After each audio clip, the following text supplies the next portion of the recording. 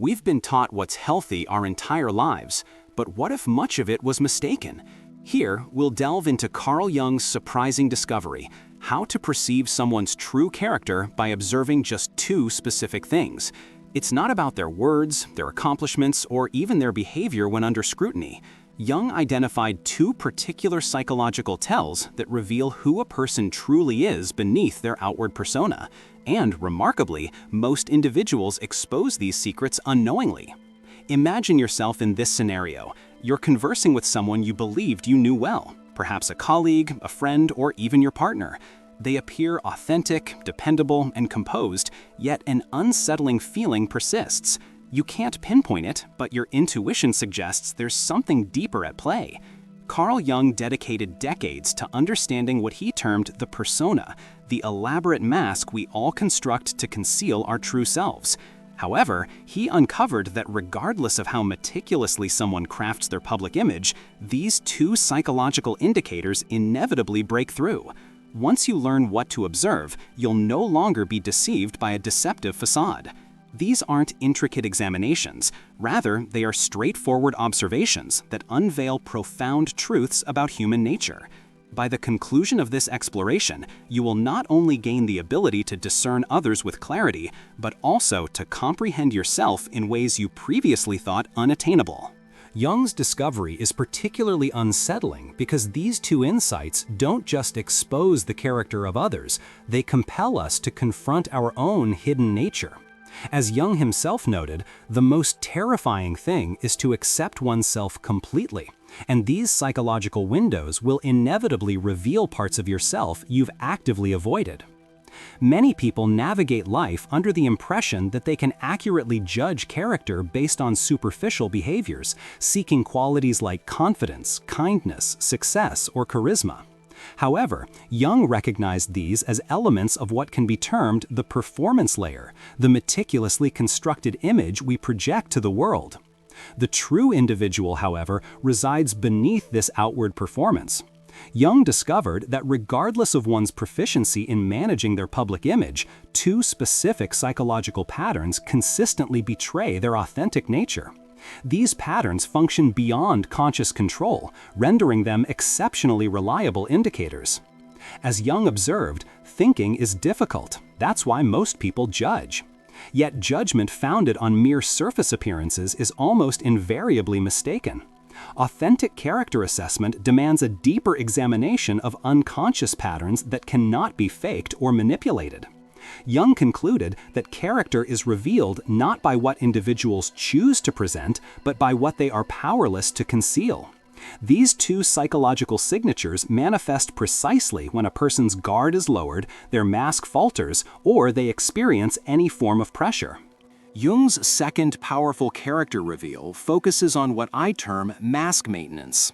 This concept explores an individual's behavior when their carefully constructed public image, or persona, is threatened. Jung famously stated, "The privilege of a lifetime is to become who you truly are." However, most people expend immense energy maintaining who they believe they should be. This relentless effort, surprisingly, creates profound fragility. Such moments, when a persona cracks, expose an individual's true character.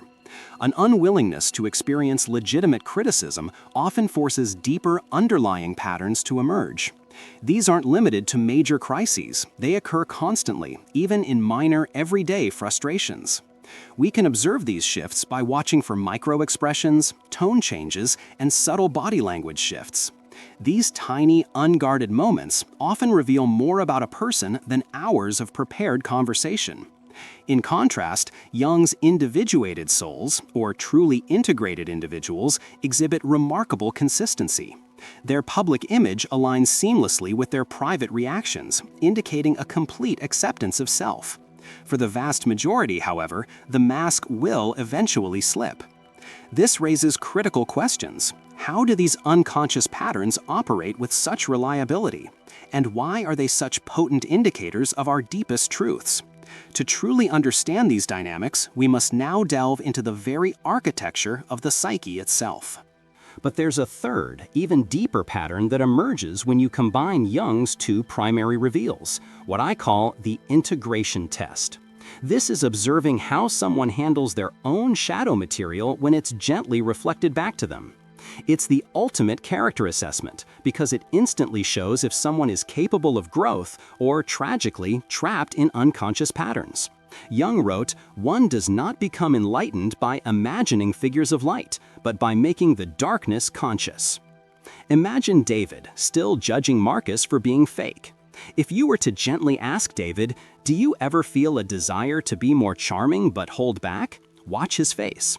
A defensive David might snap, "Are you saying I'm fake? Never." His mask hardens, revealing a rigid character terrified of complexity. But an integrative David might pause, a flicker of recognition in his eyes. "Actually, sometimes I do. Maybe I'm jealous of something I wish I had." This response shows a capacity for paradox, a mind willing to engage with its own contradictions. The integration test reveals 3 distinct character types.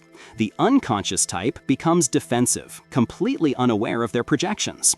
The aware but defended type recognizes their shadow intellectually but can't feel it emotionally. Then there's the integrated type, curious, learning from their projections, using them as guides for growth. This capacity to integrate predicts everything from how someone handles conflict to the depth of intimacy they can achieve.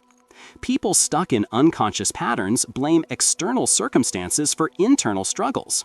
But those who engage with their projections consciously become what Jung called individuated, authentic, self-aware, and capable of genuine connection. Now that you understand Jung's full character assessment framework, let's explore how to apply it in real-world situations. Here's the critical juncture. Jung himself offered a crucial warning. Where love reigns, there is no will to power, and where the will to power is paramount, love is lacking. These profound insights into character aren't for manipulation, they're not for control. If misused, the ability to read someone's deepest nature can become its own form of psychological torture. I've witnessed individuals transform into what I call shadow hunters, using Jung's wisdom not to understand but to attack vulnerabilities, a complete perversion of his work. Jung knew this danger well, writing, "People will do anything, no matter how absurd, in order to avoid facing their own soul." This means some become obsessed with analyzing others precisely to sidestep looking within themselves. Are you using this knowledge to feel superior, to manipulate, or to simply judge? These are the warning signs. The true antidote lies in what Jung called an ethical relationship to the unconscious. It means using psychological insight to serve love, understanding, and growth, never power, control, or superiority. Because every person you meet carries battles you know nothing about. Their shadows and personas aren't flaws, but often attempts to cope with deep pain or fear. So let character understanding lead to compassion, not condemnation, as we dive into real-world applications. The most profound aspect of Jung's character assessment framework is what I call the mirror effect. It's that inevitable moment when you realize that everyone you're analyzing is reflecting aspects of your own psyche back to you. As Jung wrote, "Your vision will become clear only when you can look into your own heart. Who looks outside, dreams. Who looks inside, awakes." The ultimate purpose of reading others' character isn't just to see them, but to awaken to your own hidden self. This mirror operates on multiple powerful levels. First, the people who trigger your strongest reactions are always showing you your own shadow material. If someone's arrogance bothers you intensely, it's an invitation to examine your relationship with confidence and humility. If needy people drain you, explore your own unexpressed needs. Second, traits you admire in others often represent your own undeveloped potential. Jung called this positive projection. When you put someone on a pedestal for being so creative or so confident, you might be projecting qualities you secretly possess but haven't claimed. Third, the very patterns you learn to recognize in others will suddenly become visible in yourself. Spotting persona breakdowns? You'll start noticing your own masks slipping. Seeing others' shadow projections? You'll begin catching your own in real time. This creates an inescapable feedback loop of self-awareness. Every person becomes a teacher. Every interaction, a classroom. Every judgment, not a condemnation, but a profound door to self-discovery. This profound self-awareness transforms you into what Jung called the conscious individual. You begin to see clearly, without the fog of judgment. You understand deeply, no longer compelled to manipulate. And you connect authentically, without losing your true self in the process. Jung reminded us, individuality is the opposite of being a member of a group. The conscious individual thinks independently, feels authentically, and relates genuinely. This evolved consciousness manifests in striking ways. You see others' shadow projections not with superiority, but with profound compassion, recognizing their struggles beneath the surface. When a persona cracks under pressure, you don't take it personally. You perceive their protective mechanisms, not an attack. You learn to hold paradox, that people can be both flawed and magnificent, strong and vulnerable, all at once. This understanding bridges divides, fostering connection rather than distance. And crucially, you extend this same compassionate lens inward. Your own shadow projections and persona defenses become vital information, not indictments. This inner work transforms conflicts into opportunities, difficult people into teachers, and your reactions into data about your own unfolding landscape. It's a journey, not a destination, but each conscious choice strengthens your authentic selfhood. As you embody Jung's insights about character and consciousness, something remarkable happens. Your awareness creates ripples that affect everyone around you. Jung wrote, "The meeting of two personalities is like the contact of two chemical substances. If there is any reaction, both are transformed." When you stop participating in unconscious patterns, when you don't take the bait of others' projections or react defensively, you create space for new kinds of interaction. People sense this shift. They might say you seem different, calmer, or more real. What they're sensing is your decreased reactivity. You're no longer feeding their projections or reinforcing their defenses. This creates what I call consciousness contagion. Your authentic presence speaks louder than any words, inviting others into greater awareness through embodiment.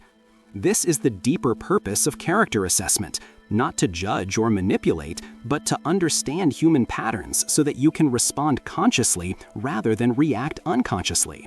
Jung's legacy was his invitation to consciousness. These two reveals aren't just tools for reading others, they're mirrors reflecting your own journey toward authenticity. So, watch for the projections, notice the persona breakdowns, but most importantly, turn that same clear seeing toward yourself. Because the ultimate character you're developing isn't someone else's, it's your own. Your journey toward consciousness starts with seeing clearly, and it ends with becoming who you truly are. Thanks for watching. See you in the next dimension.